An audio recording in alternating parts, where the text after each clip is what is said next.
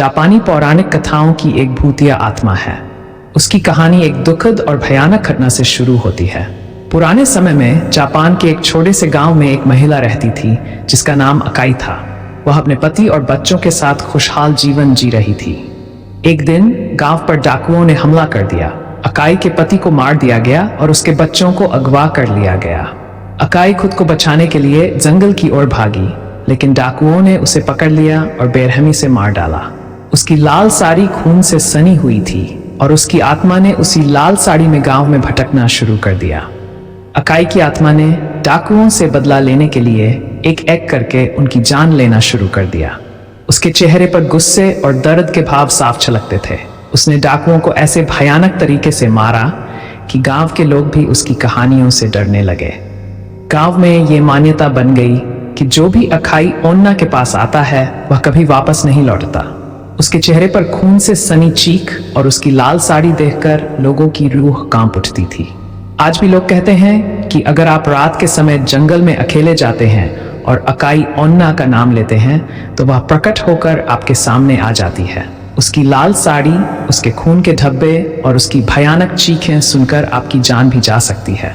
इसलिए अगर आप कभी भी जापान के उस गांव में जाते हैं तो सावधान रहें और अकाई ओन्ना का नाम लेने से बचें, क्योंकि हो सकता है कि वह आज भी भटक रही हो और अपने अगले शिकार की तलाश में हो। नेक्स्ट चैट जीपीटी अकाई ओन्ना की कहानी यहीं खत्म नहीं होती।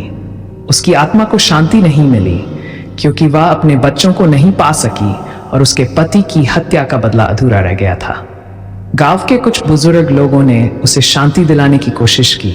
उन्होंने मंदिरों में प्रार्थना की और उसकी आत्मा के लिए अनुष्ठान किए, लेकिन अकाई की आत्मा का गुस्सा शांत नहीं हुआ।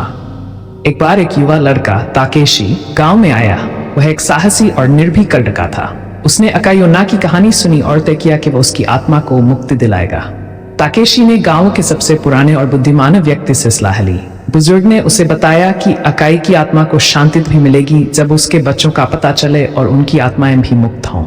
ताकेशी ने अपनी यात्रा शुरू की। उसने डाकुओं के पुराने ठिकाने की तलाश की और वहां जाकर खोजबीन शुरू की।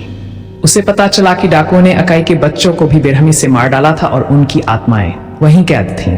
ताकेशी ने अनुष्ठान कर उन बच्चों की आत्माओं को मुक्त किया और उन्हें शांति दिलाई।